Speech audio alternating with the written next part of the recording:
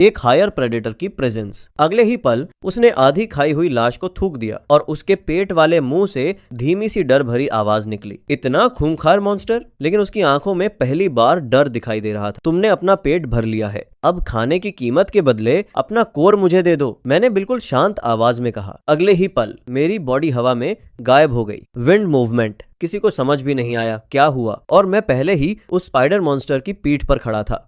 फिर मेरे दाएं हाथ के बोन स्पर्श ड्रिल की तरह घूमने लगे। हड्डियां उसके स्कल के आर पार निकल गईं, ऊपर से घुसकर सीधे जबड़े के नीचे से बाहर निकल आई। वो विशाल मॉन्स्टर जमीन पर गिर पड़ा। पर्पल डस्ट हवा में फैल गई। पूरा कैंपस एक पल के लिए शांत हो गई। बाकी स्टूडेंट्स मुझे घूरने लगे। उनकी आंखों का डर धीरे धीरे उम्मीद में बदलने लगा, जैसे डूबते इंसान को लाइफ सेवर मिल गया हो। कुछ लोग मेरी तरफ भागे। भाई हमें बचा लो, प्लीज हमें यहाँ से निकालो, तुम इतने स्ट्रांग हो। लेकिन तभी बाद ली हाओ अचानक जमीन से उठ खड़ा हुआ। उसने कांपती उंगली मेरी तरफ तानी। तुम इतने ताकतवर थे तो पहले कुछ किया क्यों नहीं? अगर तुम पहले आ जाते तो इतने लोग नहीं मरते। असल में उन्हें तुमने मारा है। बाकी लोग भी चिल्लाने लगे। हाँ सही कह रहा है, तुम बस देखते रहे, तुम मर्डरर हो। भीड़ अचानक मुझे ही दोष देने लगी। मैंने बिना कुछ बोले सीधे ली हाओ की छाती पर एक किक मारी। उसकी पसलियां टूटने की आवाज पूरे कैंपस में गूंजी। उसकी सांस वहीं रुक गई। मैंने ठंडी नजरों से उसकी लाश को देखा। सोचा नहीं था